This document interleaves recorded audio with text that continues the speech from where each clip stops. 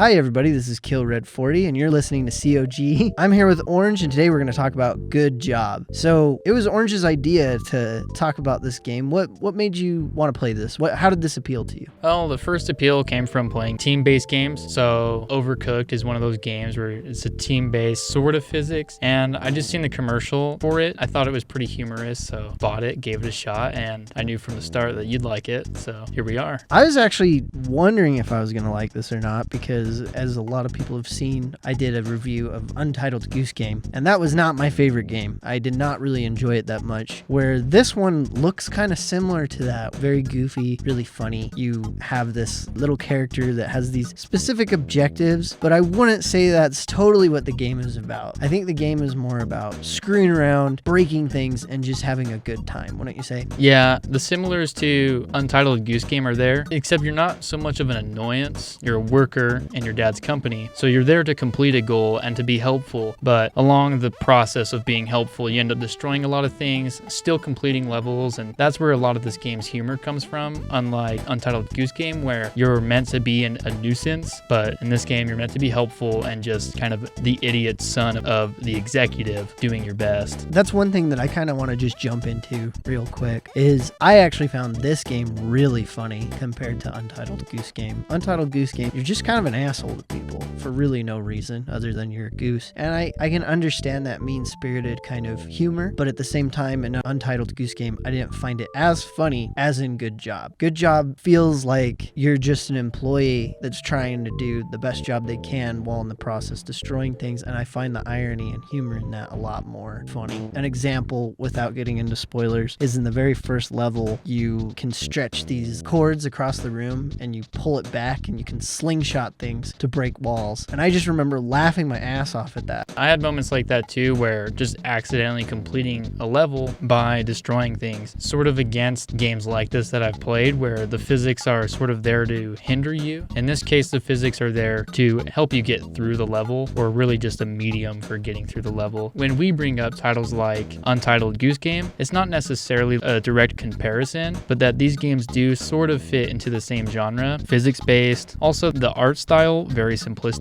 and the camera view, isometric. So it's not a direct comparison, but if you were a person that enjoyed Untitled Goose Game, or like in your case, you didn't like it, maybe give Good Job a shot. I think it taps into both of those mindsets in the best way. One of my main criticisms for Untitled Goose Game, and even Goat Simulator is an example, is that it feels like a game that was made for YouTubers to pick up and play as opposed to people to actually enjoy. Now, I can understand that there's a lot of humor and a lot of enjoyment that come from those games, but it doesn't feel like a quote-unquote real game. I don't know how else to say that. Good Job, I think, has enough to it that it still feels like a video game, but it is very humorous. Yeah, you're creating your own humor with the situations you put yourself in, or the two of you in co-op put yourselves through. Yeah, and I would say from playing both single player and co-op, this is one that you're probably going to want to play with a friend. It handles co-op pretty well. The split screen is handled in the same way that the Lego games handle split screen. Once you get far enough away, it separates your screens, and it does get a little confusing when the screen starts to rotate because players are walking around each other from a far distance, but it's handled well enough that when you get close together, your screens merge, and that's kind of the way to play this game. You don't want to get too far apart from each other. I really like the way that they dealt with split screen, and there is a lot of times where with single player it could be kind of a nuisance, but if you have another person there, it's more fun just because you can get the tasks done faster, you can help each other out. So I can't really get too much into this game without getting into spoilers, honestly, but I think if this looks good to you or interesting to you, probably check it out, and we're gonna get into spoilers right now. So with all that said,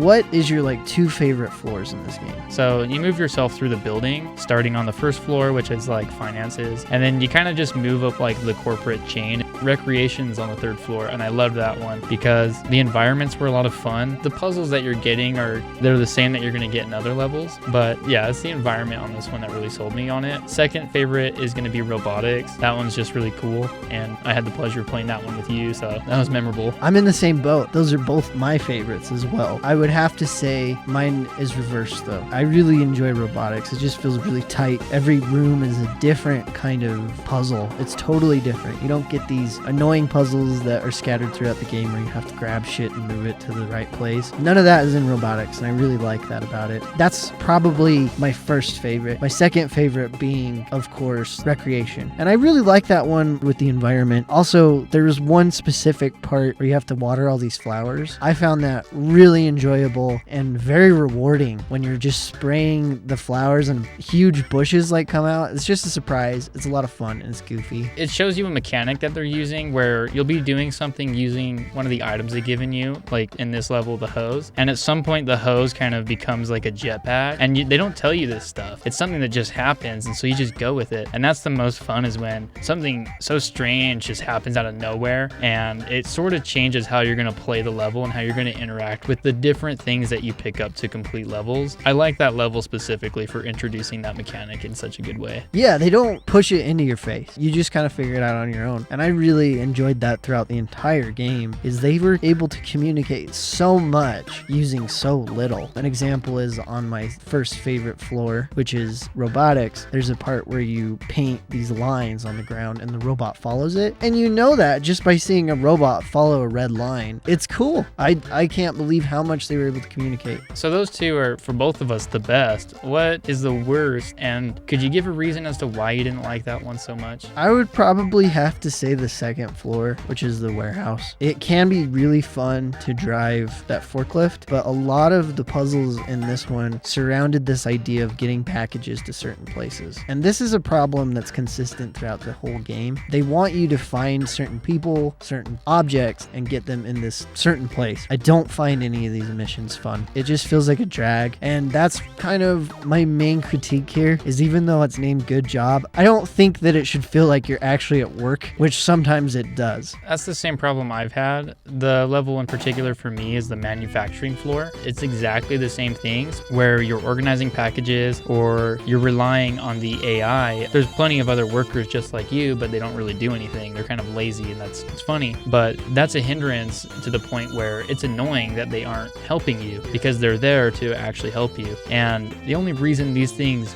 get in the way for me, like delivering packages to the location, it's actually a really easy concept, but the number of packages you need to deliver is so high. And the problem with that is, because of the nature of this game being a physics-based, like sandbox puzzle game, you end up kind of creating a lot of problems for yourself just trying to get the packages to their destination. You put shit in your way, you end up moving these people that are supposed to help you out of their positions, and the game doesn't know what to do with them at that point. So those were the struggles I had the most with these types of levels. Yeah, and I know that we've been like very positive with this game, and I would say that my feelings are still pretty positive, but there are a lot of criticisms when it comes to these types of things. For example, I wouldn't have had such a problem with that specific level that you're talking about if there was something more to communicate that those people were going to help me. While they were able to communicate a lot using this like minimalist approach, there were a lot of times when I wasn't quite sure what certain things could do or what I'm supposed to do. An example is, even right now, I'm not sure if breaking things was a good thing for me to do or a negative thing for me to do. And I still don't know. I'm not sure, like,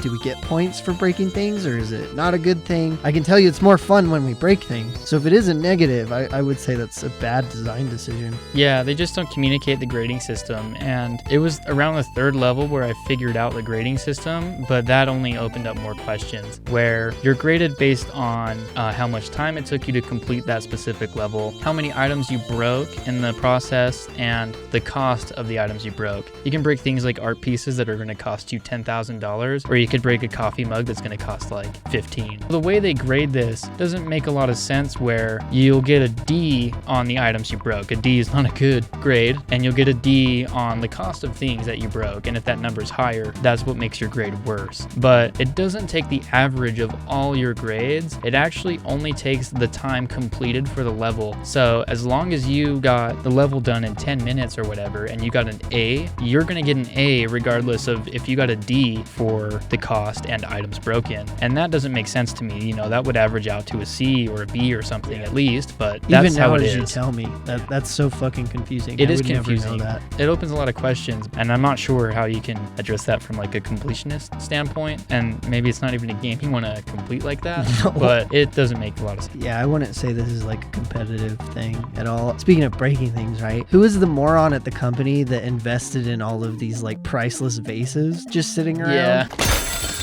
I don't understand some of the decisions of this company. Gigantic statues, and that's fun is because this kind of commentary, like I want to touch on that. They add this kind of shit in the game. If you've worked at companies like this, they have ridiculously priced things just sitting precariously on shelves, and it's kind of like the upper management bragging to the lower management about how good they are. And you'll see this no matter where you go or where you work, and this game sort of does that with just placing like trophies and shit all over the place for you to break, or galleries, and you just go through and destroy them, because what do you care? You know, you work from the bottom up. It doesn't matter to you. Well, it's fun. You're also the son of the boss, so you can kind of get away with whatever you With want. anything. It's nepotism that I know we've all seen before. Yeah, exactly. That is one thing that this game has over a lot of other games of this style, is that even though there's no words, I feel like there's kind of some commentary going on. As you get higher up in the building, you notice that less and less people are actually working. Even to the point where in the last level, there's a bunch of executives like having a dance party and looking at art instead of like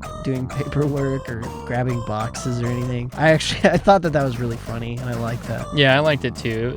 The game is too real in some places where, you know, the physics, not real at all. You can fly with a fire hose, but the way people work and behave, I've seen it so many times. I think that's where the humor comes from, is that sometimes this game feels a little bit like an outlet. Everybody's had times when they're at their job and they're like, fuck this place.